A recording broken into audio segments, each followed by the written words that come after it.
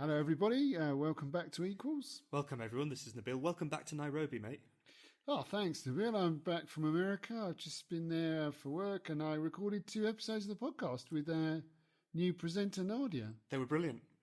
Yes, I'm not saying you're not good at this, but she was just professional about it, you know? She just had a kind of class about her. It was brilliant. It was brilliant to hear from you and from Nadia. And what can I say, Max? I'm looking forward to my episodes with Nadia, and I guess they'll be without you. Yeah, you're going to cut me out of the picture altogether. No more old white man. I mean, I don't want to hurt your feelings, but I guess the world is changing a bit, isn't it? But look, no, we're all in this together. That's what I meant to say.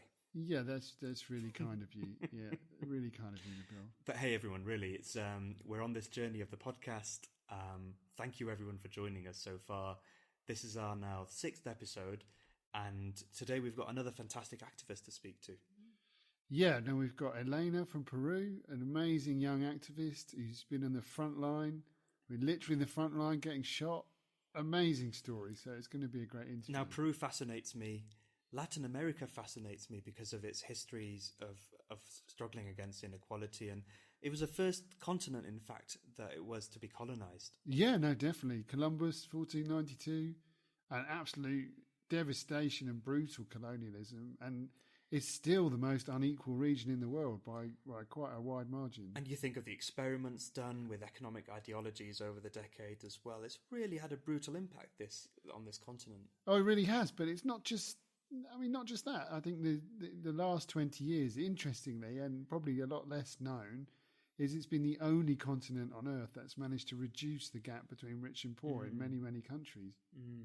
But there are some dark clouds looming, right? So we're seeing a rise back in poverty now on the continent, and we're seeing a rise back of the far right as well on the continent, really at the leadership level. I would say a lot more than dark clouds. Things are really going into reverse in a big way, and you're having to see social movements go back to the streets, and that's why I think this interview with Elena is really, really fascinating. So Elena is a leading member of something called the Left Youth Forum in Peru. She's active in Peru. She's active across the continent, fighting economic inequality, fighting for women's rights, fighting for the environment. And she's got some really great stories to share. Should we have a listen? Yeah, no, let's.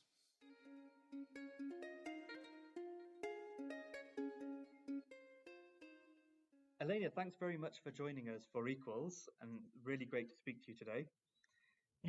Hi, thank you. Really great to speak with you too. Elena, let's kick off. Let's hear a little bit about your story and how you became the activist that you are today. I read somewhere that you described as a militant youth activist. Can you talk us a little bit through your journey? Well, yes, I was very interested more than in politics, in social injustice since I was a child. It started in 2009, I think, when young people went back to the streets, rebirth of youth movement, of social movement. I mean, it was still alive, but it was back on the streets. So there was a lot of movement back then. And since 2013, 2014, I joined in a more organized way. And it was because we wanted to repeal a law that was a law that was going to take a lot of our labor rights, especially for young people. They wanted cheap labor from young people. And we rebelled against that. So that's when it started. And then you slowly get to meet a lot of very inspiring people who have been struggling and doing activism for a long time. And the reason why many of us call ourselves militants and maybe not activists is because being an activist is more related to volunteer work. And being a militant is more related to political work, to movement work, to being very grounded and very much in touch with inequality and vulnerable populations. Elena, can I ask you just a little bit about? You mentioned inequality, and that's what this podcast is about. What is the huge gap between? I mean, the gap between rich and poor in Peru is huge, isn't it? And what does it mean for you as a young militant? How do you think it impacts on issues, and how relevant is it to the kind of overall struggle? Well, inequality in Peru is, like you said, huge.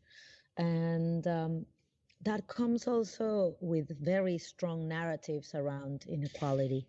You know, that's how people say, and I think they say it in the whole region, like the whole Latin America, and maybe all over the world, that you're poor because you want to be poor.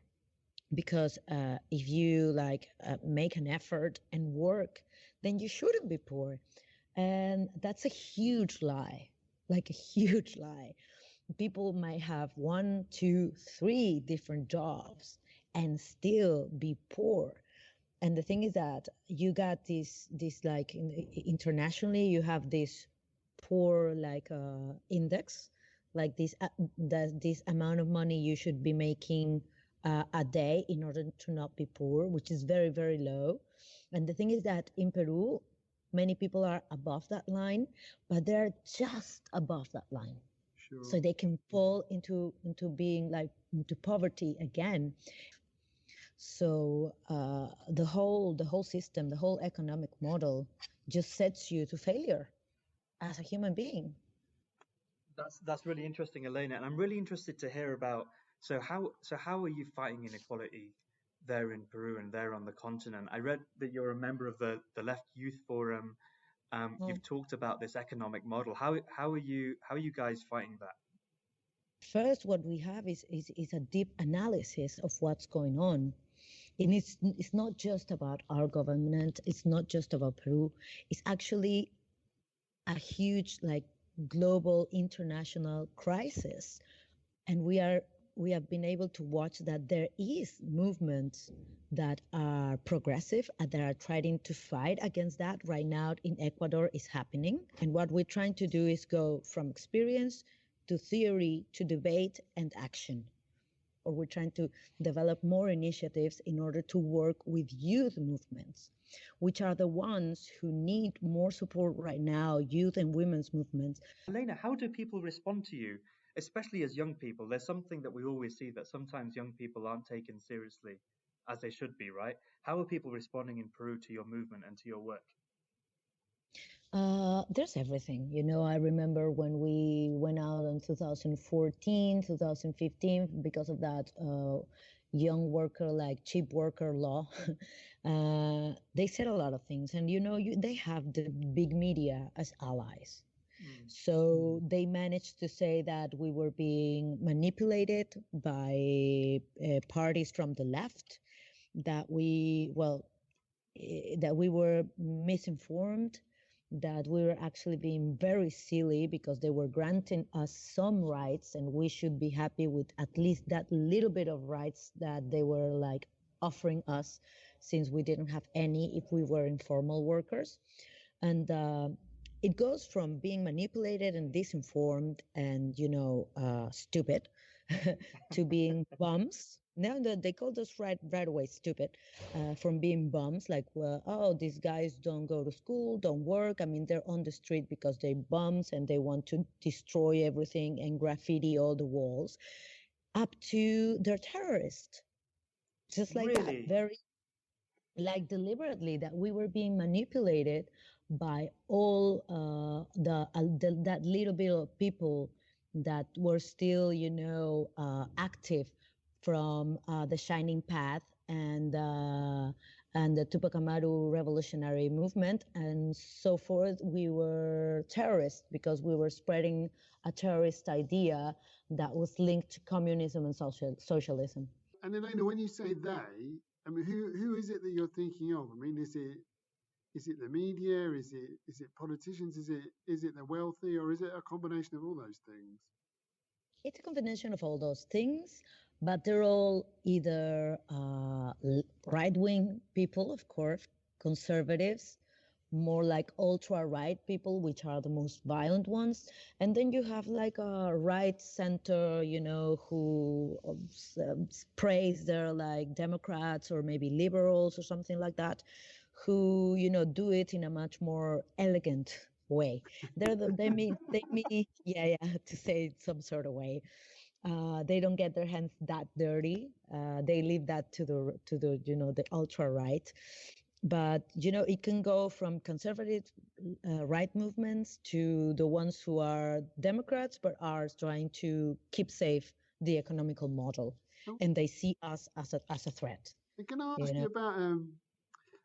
This is a common problem all over the world, isn't it? Where the kind of elites dominate the media discourse, and what can you do as kind of young militants, young activists to get around the mainstream media? Because that's something we've come across in other countries in terms of getting your message out. And do you find, as we find in other countries, that young people in particular, are switching off to mainstream media and getting their news from elsewhere? And if so, how do you influence that? We have the independent media. They've been growing for the past years. Back home, we have Waika, we have Tomate Colectivo. There's a lot of them, La Mula, a lot of them. And the other thing is that we have platforms like Actúa P, and each organizations have their platforms when we use communicational pieces, from memes to, I don't know, it could be many different things, online and offline, to create new narratives or to challenge the current narratives. And what we've done with the Youth Left Forum is that, for example, when you find a crack, like it's happened a lot in our country, when you find a crack, when the government is actually proposing something that is bad for the people, and but it also goes, or might go, it's a weak government, so you also have opposition who are usually like liberals or right wing, who actually want to get that government to go away. That happened with Ollantumala. They give you some spaces in mainstream media, so when you find a crack, you use it, and you just go ahead, enter that, and split it open. Mm-hmm. One of the criticisms you see around quite often is people say that to talk about left and talk about right is somehow old-fashioned, that in the modern world we need to move beyond these old divisions and kind of put together a new path together. And did you come across that in your work? Do you see that as a criticism quite often? And what, particularly as a young activist, I'm very old, so I have a particular perspective. So I'm just really keen to know what it looks like from the point of view of youth. People that now facing crisis, they're looking for something else. So now they do see there's a difference between what the right is proposing and what the left is proposing. So there comes a time where you cannot stand in the middle and just watch, because our lives depend on it. They always depended on it, but right now it's getting stronger and stronger all over the world. So this whole apolitical thing, and we have the same back home. Ser apolítico es una posición política. I have a friend from the hip hop movement that says that is actually being apolitical is a political stand and a political choice. It's the political stand and the political choice of not taking a stand, not being able to differentiate one thing from the other. There's a famous politician from the UK in the 50s and 60s. He said that the only problem with being in the middle of the road is that you get run over. Exactly. And that was always our favourite quote. Okay, that was wonderful. Elena, let me pick up from there as well, because it talks to the same question, right? So you've spoken about the liberals, you've spoken about the elites, you've spoken about what people are doing. What is a name that brings together what you're a part of, who you are? Is it New Progressives? Is it New Socialists? For me, it's socialism, because socialism proposes that we are able to imagine, to think, to desire, and to construct and create a world with justice, with equality, with solidarity, and that obviously if that's your values, if that's your idea, you can see right now with the failure of capitalism to deliver, with the failure of right wing or the conservative movement to deliver that, because they won't be able to deliver either equality or justice or solidarity, which is the world that we envision. So even if you don't call yourself a socialist, if you have those values and you believe in that chance, in that opportunity, for me, you're part of us. And I love Elena, the way that you're able to bring together these issues of economic justice, of environmental justice, and of gender justice, of women's rights. How does that? Yes. How do you bring these things together on the ground as part of your youth movement? Can you talk us through that?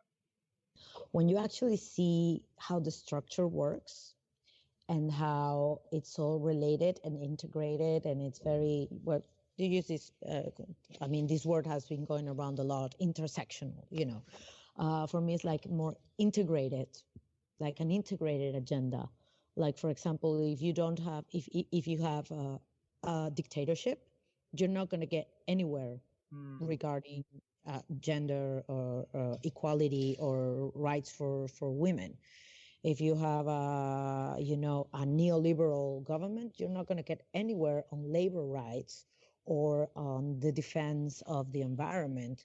There are a lot of things about governance and citizen participation in politics and democracy, for example, that actually help us integrate these agendas. And when you integrate people, like through debate, through analysis, and of course through action in the streets, you create this network, and like I said, this social tissue that is becoming more and more capable of meeting each other and actually being able to talk to each other and to understand each other. That happened with the campaign to prevent Keiko Fujimori to go back to the government. That we were a big part of that. We managed to, it was beautiful because you saw a worker like from a factory painting the same banner with an LGBTQ person. So they met themselves at these assemblies and in this action. And actually, they started this bond when this worker, who knows nothing maybe about LGBTQ community, had enough trust to ask this person and to really understand. So, things like that happen, and it's also like magical. And let me also ask Elena, like, I've really seen how, Elena, some moments in very recent history have really fired up people on your continent and around the world. I look at the assassination of Berta Cáceres, the indigenous leader, the human rights activists. Have those moments really fired up people in the way we see it from over here? Of course. I remember Marielle Franco from Brazil. That's, for me, both of those cases. And in hers is the proof that human rights defenders, people that are progressive, that are fighting for rights, that are fighting against inequality, when they find these governments who are neoliberal and conservative, they face death. A lot of activists, a lot of militant people, we face death. It changes like from country to country, but for example, here in Peru, might not happen like in the center of Lima, because it's much like, kind of better off. But in the provinces, in the regions, like in Cusco right now, against the mining project Las Bambas, they just shot like with a BB gun, a very old woman, like an agriculture, and she lost her eye. And no one is accountable for those actions at all. No one is accountable for that kind of thing. I think confronting injustice is a dangerous thing, isn't it? And we should never forget that. And Elena, you must have an auntie or an uncle who says, Elena, this is great being a militant activist, but really maybe just take it easy a little bit for your safety. Is that the case? Yes, a couple of times they've said that, especially when I was most like when I'm out on the streets, like in the protests, they get very worried. Actually, in 2014, I also like got shot on the leg with a BB gun. Like I had to go to the hospital and You got everything. shot. Yeah, like with these BB guns that the policemen use that are like softer than bullets, but they still That like, sounds pretty bad to like me. Blimey. no, but it's still pretty bad. But it's okay. I'm okay. But of course, they got really, really, really, preoccupied about my health, about what I do, but not just like my physical health, but also what people could do to me. I haven't I've had like a couple threads on social media, like on my inbox from Facebook, because I'm a feminist, and from men, and also because it's very hard, because when you do politics 24/7, it's very hard to, find a stable job because whatever we do is very like independent. So we are all very economically at risk. And so that's actually one of the main concerns my family has. But I mean, it's been like quite a few years now, and they've seen that it's not, it's not just a passage in the book of my life. It's here to stay. So I think they've managed to, live with it. Some of them are proud, some of them are just worried. That's great, and it's really good to hear. And I think some of them are old socialists as well, aren't they? So they're probably very proud of you. Not all of them, but they're proud, like in general, yes. But listen, in all of your work and what you experience and the people that you meet, what gives you hope each day in the fight against inequality? Where do you derive your hope from? Wow. Actually, a lot of things bring me hope. Like when I'm with the women's movement, when for example, it happened this week, and it was like amazing, because this work is a very hard work on your mind, on your emotions, on your body sometimes. And I've been traveling a lot, which has been great, but it's very, very tiring. And we do these Actua P labs, which have, replicas. So people can apply to get a replica, like replicate one of the labs or the methodology. So I was revising the proposals, and the proposals were so amazing that I was, maybe because I'm tired also, I was reading them, and I swear it might sound like sentimental or too much, but I just started crying, because for me it was like all of the effort that we do, all of it, it's worth it. It's completely worth it. And for me, that was huge, and that brings me hope. Elena, I think you've got us a little bit emotional there at the end, but really we have to thank you. It's been fun, and it's been an incredible learning experience. Actually, it's been so nice speaking to you. Thank you so much for your time for Equals. No, thank you. I think the idea of doing equals is actually very, very important, and I'm looking forward to hearing all the podcasts that I can. And hey, we stand in such deep solidarity with you in Peru. Yeah, keep Oh, fighting. thank you. Right now is a special time to do it.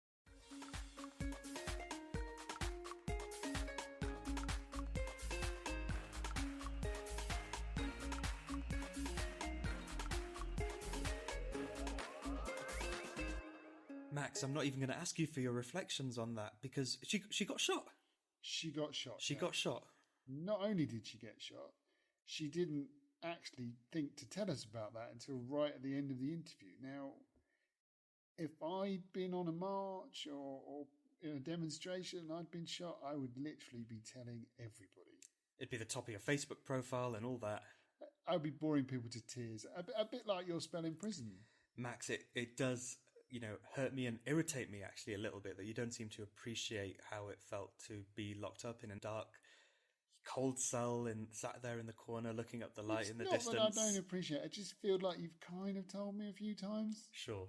But look, there is something quite serious here that Elena touched upon, which is the violence that people fighting inequality, people fighting for human rights are facing around the world. And we know that those numbers of attacks on activists are the highest that they've been in years. And we also know that actually it's in Latin America where the majority of those attacks are happening.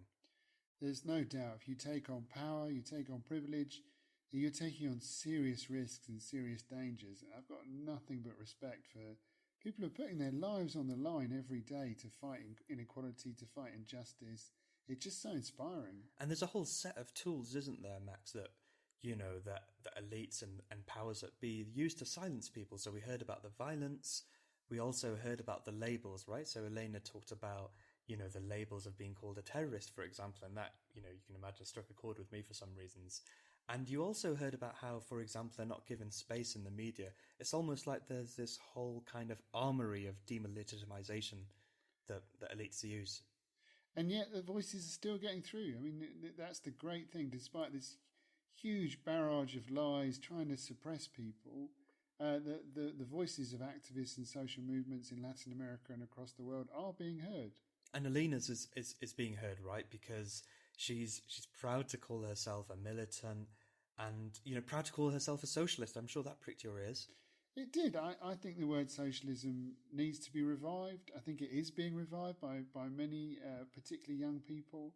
And I think we do need a name for the set of ideas that we're fighting for, a more equal world, a more just world. I'm all for, fighting for a more equal and just world, and you know that, Max. But I've got a problem here with what you're saying, because in 2019, we're meant to be inspiring and exciting, fresh way for the world. And to be able to use a word like socialism, which has everything associated with it from the past, I'm not sure that works in 2019. I'm not so sure that it's just a sense that history is baggage. I think it can actually be inspiring, and it can give people a sense of continuity. Yeah, I think we agree there, and perhaps we can have a podcast about what the right words and what the right ideals are to bring this all together. And the other thing that I really agree with, actually, that Elena mentioned was this whole thing about is there's no such thing really about being apolitical. To be apolitical is to be political in itself. Yeah, I like that. There's nothing that I dislike more than when people say, let's move beyond the old divisions of left and right, as if you can move beyond night and day. Yeah, or right and wrong, right? And actually, I don't mind if people stand with conviction about whether they're on the left or the right or wherever they are. But to pretend we're all the same and holding hands and part of the same thing is really just evidently false. There are fundamental differences in the way that the world is viewed and the way that progress is understood, and those need to be recognised. And it is some way, I think, a genius of elites to be able to narrow the political debate within this very small space, and there are these big hard limits that you can't go on, and we're allowed to tinker with the economics and play with some social policies, but beyond that is off limits, isn't it? And what's great is that right now that's all changing. We're seeing some, amazing new ideas being put out there, things that were completely beyond the pale just a few years ago. And that's what the next podcast is all about. So, Elena, wherever you are in the world right now, thank you very much again for joining us. So, Max, yeah, you're right. This next episode we have is all about big ideas. We're going to be joined by the Dutch historian Rutger Bregman. He wrote a brilliant, really famous book called Utopia for Realists, sharing big ideas for where the world can go. But he's also a bit of an expert about where the big ideas that have shaped the world today have come from. So that's our next episode. Yeah, I think it's going to be a great episode. And as always, we'd really love to hear from you, love to get feedback. And please write to us at equals@oxfam.org. That's equals@oxfam.org. And we appreciate your thoughts, appreciate your feedback, and really appreciate it if you subscribe to the podcast as well. Thanks, everyone. Thank you, everyone.